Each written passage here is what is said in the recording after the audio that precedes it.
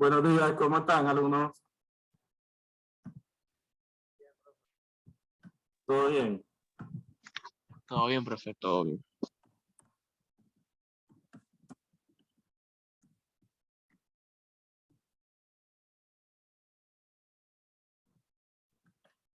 Bueno, vamos a empezar. La semana pasada veíamos lo que era, yo puse en la pizarra más o menos todas las líneas que vamos a abordar.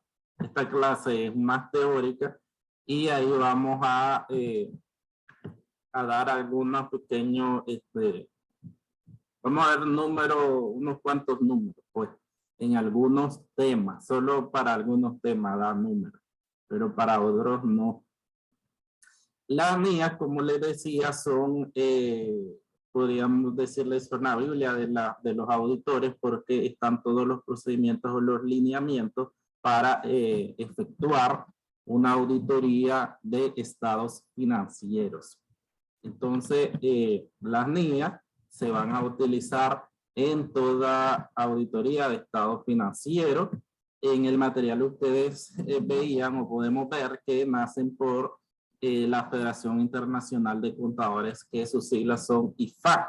Siempre esas siglas las vemos así porque esos son organismos estadounidenses. Y las siglas están obviamente en inglés.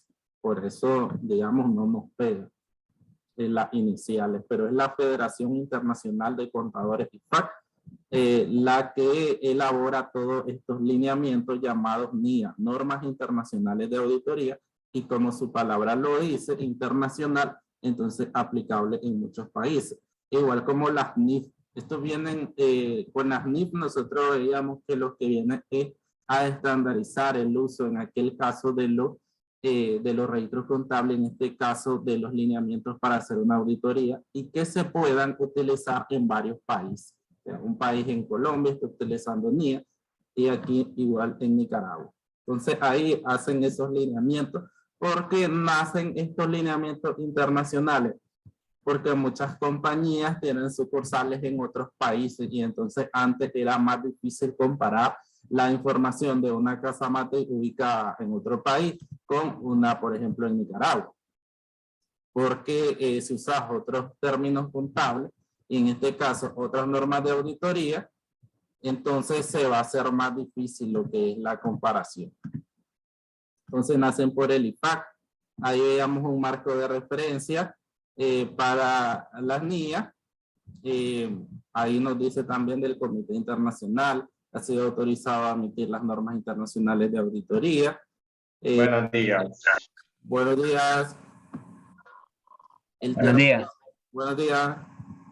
El término auditor se usa a lo largo de las NIA cuando se dice tanto la auditoría como los servicios relacionados que puedan ser desempeñados. Aquí lo que les decía y les explicaba que auditor, podemos ver un auditor y trabajar de forma independiente como un CPA y más comúnmente con las firmas de auditoría. Entonces, las firmas de auditoría son estas sociedades anónimas que nacen por grupos de profesionales de la contabilidad y quienes prestan su servicio a las empresas para ir a revisar, examinar la información contable, financiera. También vemos que ustedes van a ver que hay otros tipos de auditoría como auditoría financiera, auditoría operativa, auditoría forense, auditoría ambiental. Entonces, y de hecho antes en el pensum anterior existía la clase de auditoría operativa, que es la auditoría que va meramente a los procesos de una empresa y lo que busca es la eficacia y la eficiencia, la productividad de los procesos. Esa clase ya se quitó, ya se anuló del pensum y ustedes solo ven interna 1, interna 2. Porque ya sabemos que existen auditorías externas y auditorías internas. Las auditorías internas funcionan por medio de un auditor interno contratado como un trabajador más de la compañía. Entonces existe un cargo de auditor interno en la empresa y ese auditor interno está arriba, está debajo del consejo, entre el consejo y el gerente general. está muy arriba de una empresa, eso indica que es un puesto con mucha competencia profesional. La persona para estar ahí arriba debe tener muchos estudios, mucha preparación y también obviamente un buen salario. Por eso es que vemos que en muchas empresas no existe ese cargo. Obviamente ahí tienen, tal vez digamos los dueños no quieren tener ese cargo muy alto con ese salario alto, pero eso hace que la empresa pierda en lo que es revisión, control, en lo que es implementación del control interno. Esa parte se puede ver muy débil en una empresa que no tenga un auditor interno. Entonces el auditor interno está dentro de la empresa trabajando normalmente igual que los demás, 8 horas contratados, y él está revisando diariamente todos los procesos y la parte financiera. Está viendo lo operativo y lo financiero. ¿Por qué? Porque él tiene mucho tiempo. Está ahí todo el día. Entonces, en auditorías internas se hace un plan anual de auditoría que es donde se proyecta todo lo que va a hacer durante el año y de qué forma él va a ir abordando todas las áreas de la empresa, tanto operativas como financieras. Y entra también no de sistema. Entonces, el auditor interno está ahí revisando todos los procesos, como dije, operativos, financieros, de sistema, todo lo que tiene que ver con la empresa y obviamente está reportando a gerencia sobre todo lo que va encontrando. Ahora, muy diferente es el auditor externo, que funciona como les explicaba, por medio de un auditor independiente, un CPA independiente que te pudiera certificar los estados financieros o por un grupo de auditores que va a ser una firma de auditoría. Lo más común es contratar una firma de auditoría porque vos necesitas esa opinión externa que alguien de afuera te diga cómo está la compañía, porque ya tenés el auditor interno que te está revisando, pero necesitas, como el auditor interno es un trabajador más, no te puedes confiar 100% en lo que él diga. Entonces ahí necesitas a alguien externo que no tenga ninguna relación con la compañía, que venga a revisar, examinar y dictaminar esa información financiera. El marco de referencia para los informes financieros nos dice que los estados financieros ordinariamente son preparados y presentados anualmente. Aquí sabemos que también se van haciendo de forma mensual. Obviamente después se hace todo lo que es el resumen de los estados financieros anuales, que es cuando vas a cerrar ante la fiscalización que es la DGI, pero los vas haciendo de forma mensual. Y lo que estamos buscando aquí es que estos estados financieros contengan la imagen fiel de la compañía y que estén preparados de acuerdo a normas contables, es donde podemos ver que normas contables internacionales como las NIF, ya sabemos, las normas internacionales de información financiera, normas nacionales de contabilidad, algún otro marco de referencia. Aquí decimos, hay empresas que todavía usan los principios de contabilidad generalmente aceptados. Entonces, el auditor va a ir a examinar, dictaminar, revisar que se cumpla con esas políticas contables que tiene la compañía, porque la compañía durante su apertura o su constitución o después pudo haber cambiado, qué sé yo, comenzó con principios pero ahora utiliza NIF o siempre ha usado principios o siempre ha usado NIF. Entonces, de acuerdo a esto, vas a ir a ver que esos estados financieros fueron preparados y presentados de acuerdo a esa política contable que dice tener la empresa. Entonces, para esto el auditor debe de manejar, como, por ejemplo, cómo se revaloriza con NIF, en el caso de NIF, porque si no sabe de esos temas, digamos, no va a poder revisar y decir esto está bien o hay algunos errores.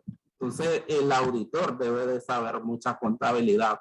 Lo que pasa es que a veces, yo le preguntaba a mi hermana una vez al inicio, antes de trabajar le hacía la pregunta, ¿sabe más un auditor o un contador? Ella me decía, puede que sepa más el que trabaja como contador, porque digamos, vos entras a trabajar en una empresa como contador y puede que hagas todo. O sea, vos solo, o tal vez tenés un ayudante, pero vos te encargás de hacer los registros contables, de hacer las declaraciones, de hacer todas tus provisiones y de elaborar los estados financieros. Entonces vos como contador sabes o aprendes a hacer todo el proceso contable desde el inicio hasta el final, que es la obtención de los estados financieros.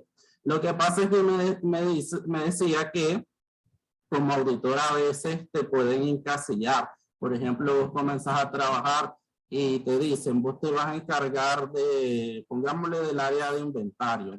Entonces, vos vas a hacer todos los papeles de trabajo del inventario, vas a asistir a lo que es las tomas físicas del inventario, vas a contar el inventario, todo lo que tiene que ver con entradas, salidas, compras, ventas.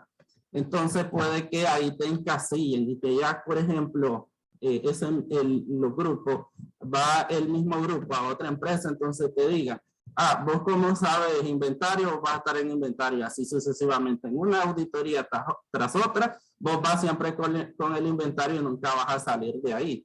Entonces puede que pase eso en la vida real. Entonces digamos que ahí te especializas en algo, en todo, puede pasar. En cambio, trabajando como contador, como decía, aunque sea una pequeña, puede que domines todo el proceso contable. Aquí algo importante que nos decía era sobre los niveles de certeza. Certeza en el contexto de este marco de referencia se refiere a la satisfacción del auditor sobre la confiabilidad de una aseveración hecha por una de las partes para uso de las otras partes. Aquí tiene que ver con la evidencia, el grado de satisfacción logrado y por tanto el nivel de certeza que puede ser proporcionado. Aquí nos dice las niñas que vos no podés tener una certeza absoluta sobre lo contenido en los estados financieros o no podés dar una seguridad de 100% que todo está bien, porque si nos vamos a que en el alcance decimos que no se puede revisar un 100% la información. En empresas medianas a grandes, es imposible que, por ejemplo, si la empresa en todo el año, a ver cuántos cheques, miles de cheques pudo haber sacado, si nos vamos a 1000 al mes, 12,000 al año, entonces vos no vas a revisar 12,000 cheques, todos los cheques que sacó la empresa. Entonces ahí viene que se va a trabajar por medio de muestras. Entonces la muestra, ahí más cuando ustedes vean auditoría les van a enseñar cómo sacar esos cálculos de muestra y decidir cuántos, por ejemplo, cuántos cheques vas a revisar a esa empresa. Entonces ahí no podemos dar un nivel absoluto de certeza o de seguridad razonable sobre la información. Porque es imposible. Y puede que siempre cuando calculamos muestras, el auditor puede que en alguno de los cheques que no revisaste, ahí puede haber un error. Obviamente cuando se enseña a calcular muestras se dice que si vos agarras una muestra y empezás a revisar, por ejemplo en el caso de cheque, y vas viendo que, por ejemplo, el quinto cheque que revisaste esté de error, entonces ahí viene que el auditor va a ampliar la muestra, obviamente porque ya te está comenzando a dar error, ya estás comenzando a encontrar errores y entonces si vos en tu muestra te dice vamos a revisar 500 cheques, ahí ya tenés que comenzar a aumentar, a revisar unos 600, bueno, eso ya lo va a determinar el auditor. Por eso es que aquí nos dice la niña, en un trabajo de auditoría el auditor proporciona un nivel alto pero no absoluto de certeza de que la información sujeta a auditoría esté libre de representaciones erróneas sustanciales. Por lo mismo es imposible, como les decía, una auditoría por lo general de 1 a 3 meses. y no podemos estar demasiado tiempo porque veíamos que vamos a cobrar los honorarios en función al tiempo y entonces se va haciendo más grande el costo de los honorarios y eso, o sea, ya de hecho los gerentes, como les decía, o los socios no quieren gastar mucho en auditoría, mucho menos que le digamos te vamos a cobrar $10,000, qué sé yo. Entonces, entre más alto se va haciendo más difícil el trabajo. Entonces, por eso es que los auditores van a extraer una muestra de toda la información contable y al final, vos, como dice aquí, proporcionarás un nivel alto. O sea, que hiciste bien todo tu trabajo, que aplicaste todas las pruebas, que aplicaste todos los procedimientos, pero no absoluto porque puede ahí quedarse algún error sustancial dentro de esa información que no pudiste revisar porque es imposible. Tendrías que estar muchísimo tiempo ahí. El objetivo de una auditoría, también lo veíamos a modo general, es expresar una opinión sobre si los estados financieros están preparados respecto de todo lo sustancial, de acuerdo con un marco de referencia para informes financieros identificados. Entonces, el resultado final a donde vamos a llegar como auditores es a la opinión dentro del dictamen de auditoría. Entonces, esa opinión es que sí, todo está bien o que si hay errores, en algunos casos, como decía, no se puede opinar o damos una opinión negativa. Entonces, al final es que si esos estados financieros están preparados de acuerdo al marco financiero aplicado. Y ese marco financiero contable es la política contable que está usando. Por eso yo les decía, una opinión negativa es cuando no se aplique o se aplique mal las políticas contables. Es cuando vos estás, como decimos, maquillando estados financieros, haciendo cosas indebidas y no contabilizando correctamente la información contable. Entonces, esa información está distorsionada, no muestra fielmente verdaderamente las operaciones de la compañía o lo que debería indicar. Entonces, eso no está bien y ahí es donde podemos dar una opinión negativa. Los principios generales de una auditoría tienen que ver con el código de ética de los contadores y aquí nos dice que el auditor tiene que tener independencia. Ahí vamos a que cuando decimos necesitamos una opinión externa es cuando necesitamos de alguien que no tenga nada que ver con la empresa.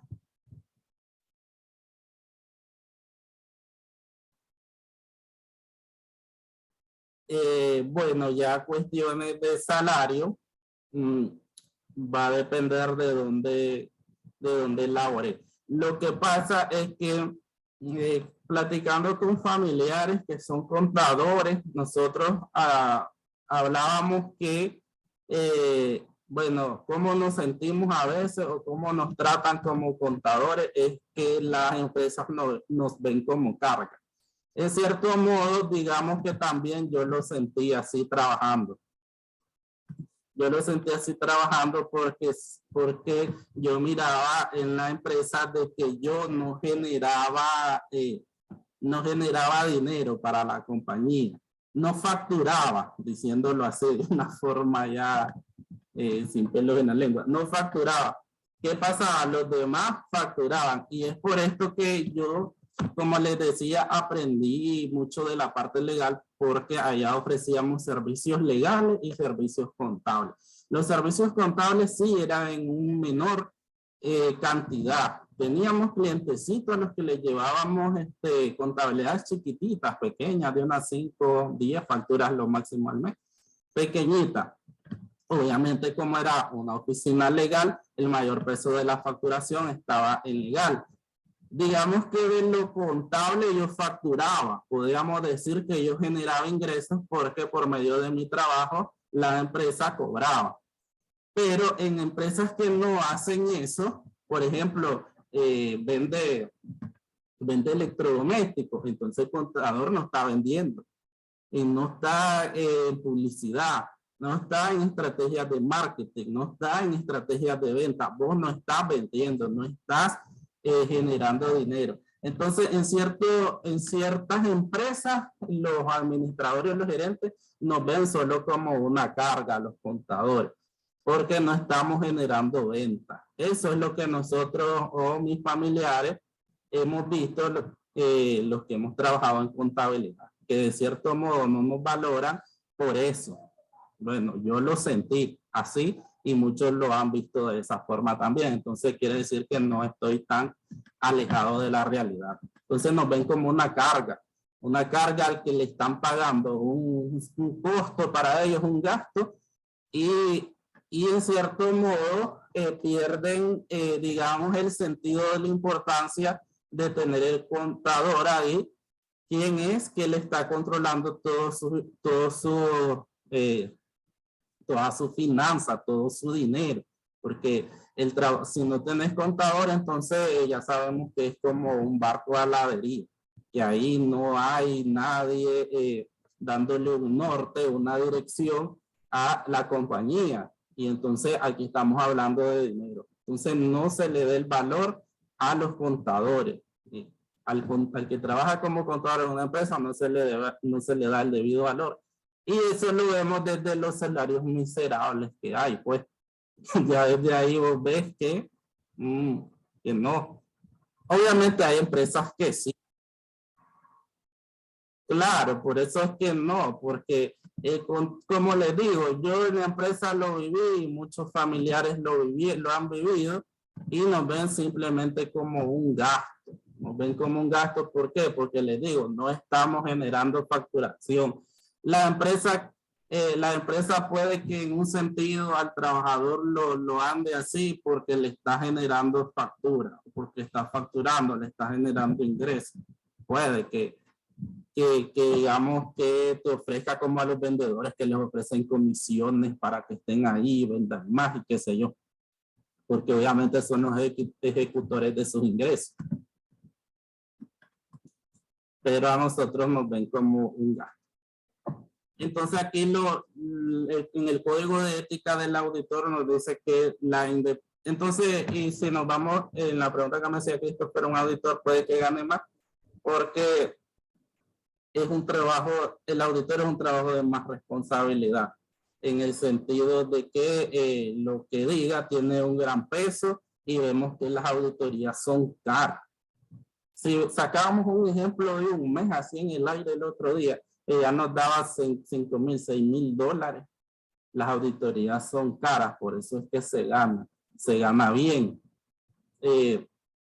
Y ahí, bueno, cuando alguien dice, voy a formar yo quisiera tener una firma o en un futuro, es mi sueño, yo veo que ahí ya una vida real es de contacto.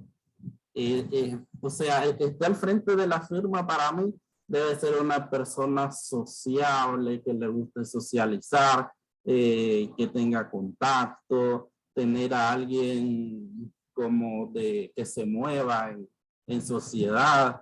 En sociedad digo que tenga contacto con dueños de empresa, por lo menos conocido dentro de un ambiente de la alta sociedad. No sé si en Nicaragua existe alta sociedad, pero es alguien que se mueve en esos rumbos o tenés un contacto y lo acercas a tu firma que vas a abrir. Para mí eso es como que va directo a un éxito. De lo contrario, si vos querés hacer una firma y no te mueves en esos ámbitos, entonces te va a costar. Sí, alguien que socialice, que vaya a lugares donde van los dueños de negocio, ¿me entienden? Que se mueve en ese mundo. De lo contrario, te va a costar, pero nada es imposible en esta vida. Entonces, independencia se refiere a que no tenga nada que ver con la empresa. Un grado de independencia absoluta. Ustedes les van a poner casitos en auditoría. Es como que, digamos, vos sos el auditor y tu hermana es la contadora de la empresa que vas a auditar. ¿Cuándo? Ahí no va a haber ningún grado de independencia. Porque vos a tu hermana no vas a querer hallarle los errores. Y si le encontrás los errores, vos no vas a querer meterlos en el informe porque vos vas a decir, ay, van a correr a mi hermana. Entonces ahí no hay ningún grado de independencia. Por eso es que se busca que el auditor no tenga nada que ver. Y el mismo código de ética dice, no debe de haber grados de sanguinidad en relación a familiares, ni de consanguinidad, ni de afinidad en relación a amistad. Entonces, ni amigo, ni familiar. No debe de haber ni amigos ni familiares en la empresa que vos vas a auditar, porque ahí se va a perder completamente la independencia en relación a lo que les estaba diciendo. Vas a encontrar errores ahí y te va a dar pesar, porque si estamos hablando de un amigo, ay, mi amigo, ¿Y si se junta una pareja? Aquí no existe el pesar, profe. No, es que no puede ser, sí. La ética te dice que no, si es tu amigo, vos tenés que, por ejemplo, es que en el caso de la ética te prueba en el sentido de que está un grupo de, vos estás trabajando en una firma y te dicen, este grupito va para la empresa tal. Cuando llegas a la empresa tal, vos ves que ahí está tu amigo. Entonces, según la ética, ¿cómo deberías de actuar vos?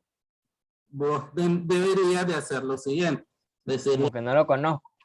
Decirle al gerente de auditoría, mire, yo no puedo trabajar en esta empresa porque aquí está esta persona, entonces ubíqueme en otro grupo de empresas. Eso sería que vos actúes con ética. Ya, si no actúas con ética, te vas a quedar ahí. Y si el gerente dice que no le importa, que tiene que cumplir con su trabajo. No, porque el gerente sería el primero en aplicar el código de ética, porque si no, esa firma sería cualquier cosa. Bueno, pues. El ejemplo, el gerente. Ahí no. Debe ser íntegro en valores morales, íntegro como persona, objetivo, imparcial, en el momento de emitir un juicio, una opinión, en el momento de encontrar un error, tiene que decirlo objetivamente, no esconder nada. Competencia profesional y debido cuidado. Todo, la persona que trabaja como auditor debe de haber estudiado contabilidad.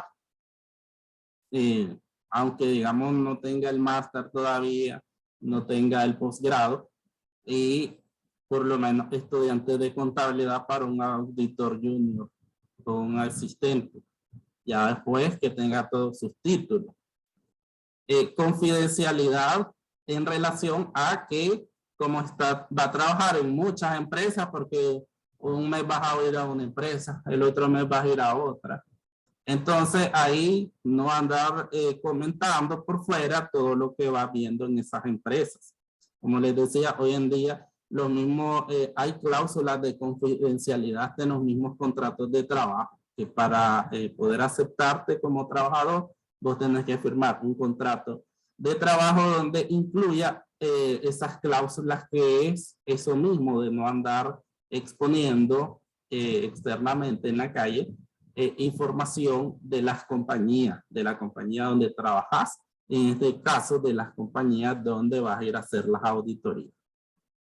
Conducta profesional, aquí hay que saber trabajar en equipo, tiene que ver también con las relaciones entre los equipos, porque como aquí vas a trabajar en un grupo, si no trabajas en equipo, sos una persona que trabaja solito, vos no podés trabajar en una firma de auditoría, porque aquí son trabajos en grupo, un grupo, a ver, como estas firmas grandes como KPMG, un grupo va para TikTok, el otro grupo va para una empresa que está en Ciudad, el otro grupo va para una empresa que está, un cliente que tengamos en el norte, o allá en San Juan del Sur, qué sé yo. Entonces es por grupos que se trabaja cada auditoría.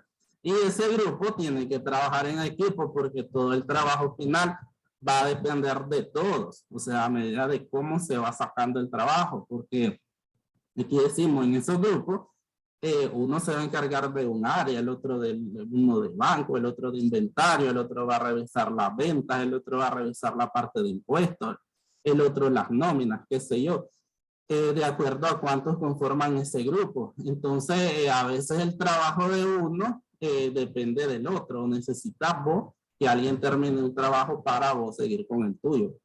Entonces ahí hay que trabajar, saber trabajar en equipo, con respeto, con valores y la aplicación de normas técnicas como las NIE, que en todo el trabajo de auditoría tenés que ir aplicando las NIE, porque aquí dice hay que hacer una planeación.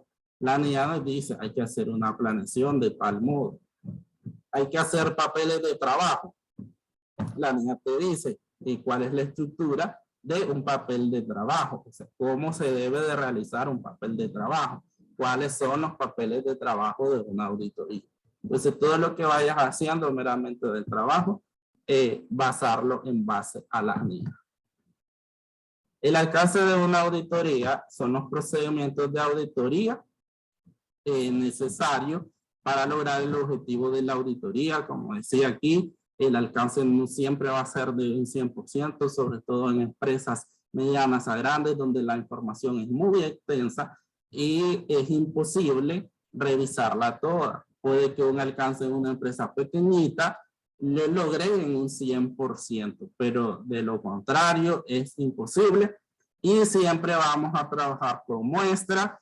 Y ustedes van a ver en auditoría que hay dos tipos de muestreo. El muestreo probabilístico y el muestreo por criterio. En el muestreo por criterio es cuando el auditor, en base a su experiencia, su conocimiento, va a determinar el tamaño de la muestra. Es decir, de 1000 cheques en la empresa, el auditor dice, yo voy a revisar 100. Entonces, eso lo determinó porque él tiene un juicio profesional o un criterio profesional ya determinado por los muchos años que tiene de trabajar, su experiencia, sus conocimientos, el trabajo en otras auditorías que a él le permiten decidir cuánto es el tamaño de su muestra. Eso es por criterio. Pero el probabilístico es cuando vos todavía, digamos, está más, aunque se debe hacer, digamos, como usar los dos, pero el probabilístico sería para aquellos que todavía no tienen un juicio profesional y que necesitan una fórmula. Y son fórmulas estadísticas para determinar el tamaño de la muestra. Fórmulas que ustedes ya deben de conocer, que nos enseñan en estadística. A veces sacamos muestras en las clases de metodología de la investigación, donde tenés la población, el nivel de confianza, el nivel de error. Esos datos estadísticos por medio de una fórmula que a vos te dicen, ahí te va a salir pues el resultado. Vas a revisar 400 cheques, vas a revisar 300. Eso te lo da la fórmula. Es bueno hacer una combinación de ambos, ya cuando tenés mucho tiempo de trabajar en auditoría, y es usar la fórmula, pero también tu criterio al momento de determinar el tamaño de la muestra. Obviamente, muestra podemos utilizarla para esa parte donde hay muchísima información. Como decíamos, puede haber muchísimas facturas de venta, muchísimos cheques, muchísimos recibos oficiales, o si tenemos un montón de proveedores, o si tenemos un montón de clientes. Entonces solo revisamos una muestra de clientes, solo revisamos una muestra de proveedores, y así sucesivamente. Lo que hablábamos sobre certeza razonable al inicio era la certeza razonable se refiere a la acumulación de la evidencia necesaria para que el auditor concluya que no hay representaciones erróneas sustanciales en los estados financieros. Entonces aquí, como en la NIA 500, vamos a ver la evidencia, las evidencias de auditoría, y toda esa parte de papeles de trabajo. Vos llevaste a cabo pruebas de auditoría, procedimientos de auditoría, y eso está plasmado en los papeles de trabajo. Y en esos papeles de trabajo es donde va a estar las observaciones de que todo está bien o hay errores. Entonces aquí toda esa acumulación de evidencia es lo que te va a dar a vos la certeza de que está bien o hay errores, y lo que decíamos al final, plasmar esos resultados en el dictamen de auditoría, porque si todo está bien, damos una opinión positiva. Si hay errores, entonces podemos dar una opinión con salvedad, o hay mala aplicación o un uso indebido de las políticas contables, entonces damos una opinión negativa. Entonces, la certeza razonable es la acumulación de la evidencia de auditoría. Yo necesito evidencia para poder dictaminar y decir si todo está bien, hay errores o todo está mal en el caso de aplicación mal de políticas contables o maquillaje de estado financiero o dobles contabilidades. La responsabilidad de los estados financieros, les decía, siempre la responsabilidad está, la responsabilidad por la preparación de los estados financieros es de la administración, de la compañía, del cliente, del contador. El auditor es responsable de formar y expresar una opinión sobre los estados financieros. Nosotros solo como auditores, nuestra responsabilidad es examinar, revisar y dar la opinión. No tiene nada que ver con preparación de estados financieros, porque a nosotros nos entregan los estados financieros ya elaborados, ya cerrados por el contador de esa compañía. Y nosotros vamos a revisar la información. Y por último, en ese primer material está lo que es la perspectiva del sector público. Y entonces aquí nos dice que las NIAs se pueden utilizar también dentro del sector público gubernamental del Estado. Siempre van a ser lineamientos utilizables. Acá también en este tipo de organismos, entidades, se realizan estados financieros y bien se pueden dictaminar. En el caso de Nicaragua, las auditorías de las instituciones del Estado las realiza la Contraloría General de la República. O sea, ahí no es un auditor externo, sino es la Contraloría la que tiene esa facultad o esa potestad de realizar las auditorías a todos los ministerios, a las alcaldías, a todo lo que conforma